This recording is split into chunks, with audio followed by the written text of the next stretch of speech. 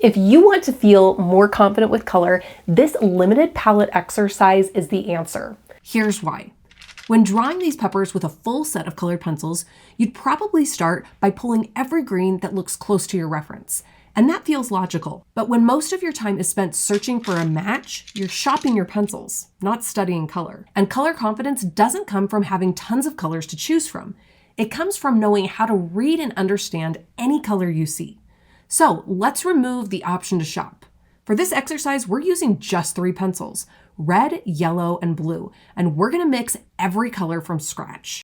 I like erasable colored pencils early on in my drawing process because they allow me to refine my lines easily and they blend more naturally into the finished drawing than graphite would. Whether you're working with 1, 3, or 150 pencils, structure and proportions anchor your drawing. Color can enhance a strong drawing, but it can never rescue a weak one. And this is another reason I love working with a limited palette. When you remove the distraction of dozens of color choices, you're forced to really examine the structure and value of your composition. You have more time to work on your drawing skills and to consider how all of the elements in your piece are working together. Eventually, I'm going to use all 3 primaries to build up this piece in full color, but I don't start with all 3 colors. Instead, I start with just 1 color and I use it to map in my values. Here, I'm making sure that the form and the lighting make sense before I worry about hue and temperature.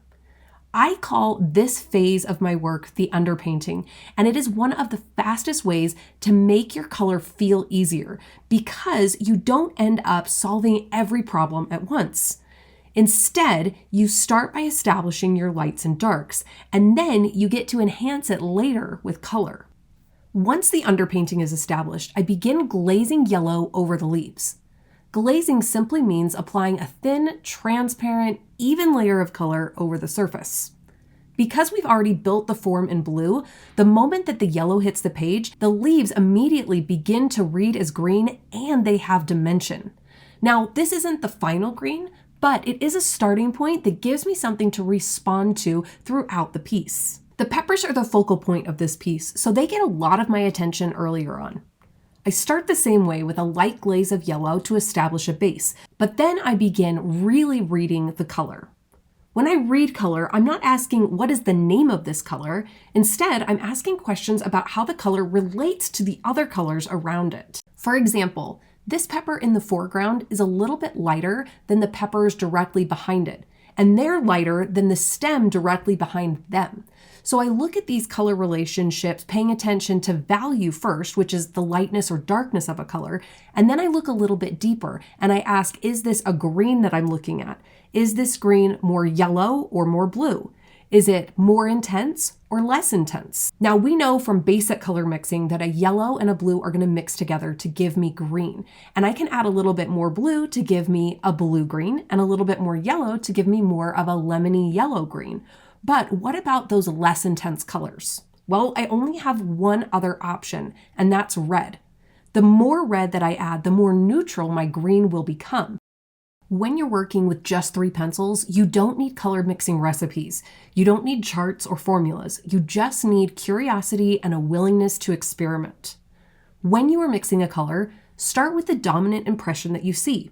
If it's green, ask yourself, does it lean more yellow or more blue? And begin there. Then adjust layer by layer. You're not trying to get it perfect in one pass. You're responding. Does it need more warmth, more coolness, more intensity, less intensity? And remember, when you only have 3 options, most of the time you can eliminate one immediately. If you want to try this exercise for yourself, I've put together a free project guide for 3 Pencil Magic. This project guide easily fits inside your sketchbook and will set you up with my top tips for being successful with your 3 pencils. Additionally, I've included several questions that you can ask yourself and ways to evaluate your work. Grab it in the video description, print it out, paste it in your sketchbook, and follow along as you work. And if peppers aren't your thing, no worries. This exercise works for literally any subject. Stick around and I'll show you several pieces that I've created using the exact 3 Pencil Magic approach. Plants, still lifes, animals, even portraits.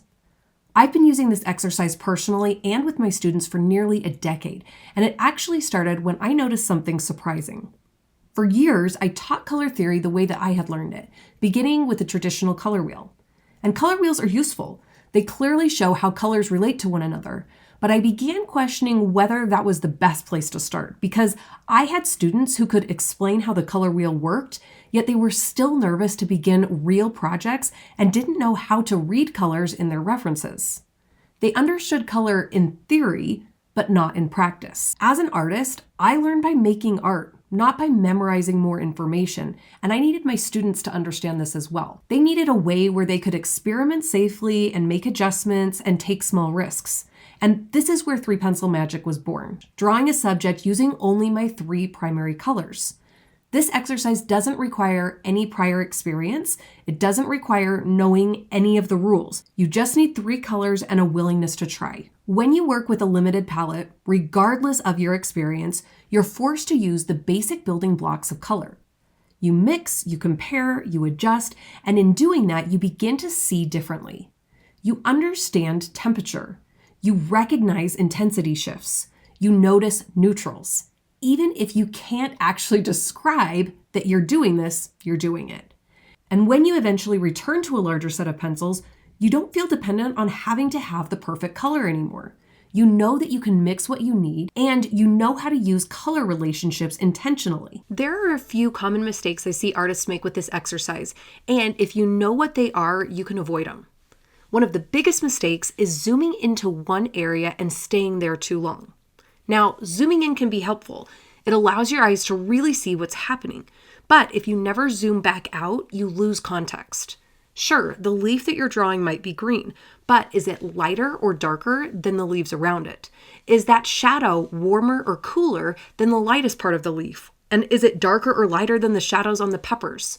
These relationships matter more than the individual colors themselves because color is relational. And that's exactly what this exercise is all about. Stepping back occasionally and looking at the whole piece allows you to see these relationships and judge them accurately. Another mistake I see is not considering the inherent value of your primary colors. Each color has its own value, and they are not equal. If you swatch your 3 primaries and convert a photo of them to black and white, you'll see this immediately. Yellow is naturally lighter, and red and blue are usually going to be darker. That means when you mix them with yellow, you're also affecting value, not just the hue or the main color. So for the deepest, darkest greens in this piece, I used mostly red and blue with just a touch of yellow. Understanding the value of your primaries gives you much more control. Mistake number 3 is pressing too hard too soon. I am going to strongly encourage you to work in light layers. You are building dozens of tiny color recipes as you work on this piece, and if you press heavily too early on, you're going to lose the ability to adjust. This exercise isn't meant to look like an oil painting. It should feel like a colorful sketch. Let the white of the paper show through. That white is important, especially because you don't have a white pencil to lighten things up later. Layer gently, build gradually, and give yourself room to respond throughout the entire process. The final mistake I want to discuss is doing this exercise only once, or assuming that it's just for beginners. Artists of all levels benefit from returning to this practice regularly. I learn something new every time I do it. Sometimes I use it to test a new brand of colored pencils. Other times I focus on neutrals or shadow transitions or texture. This exercise has become a ritual for me, and the simplicity of the palette brings me a sense of calm and helps me practice mindfulness. When you build your confidence with just 3 pencils, it makes color feel much less intimidating. As promised, here are a few of my 3-pencil magic studies. The first pair is with just red, yellow, and blue. The second pair includes the addition of black and white. Then I have this 3-pencil magic study of the apple.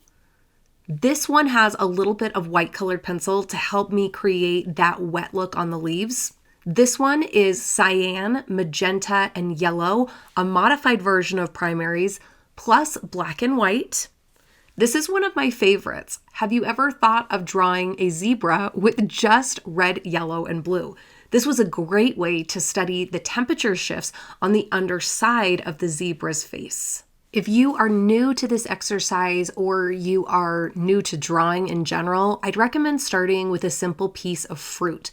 These are relatively easy to draw, and the transitions are easier to see and render than something like a flower or a face. I'll show you exactly how I drew this portrait and teach you how to spot and fix mistakes early in this video. Make sure to download your project guide, and I can't wait to see you again soon.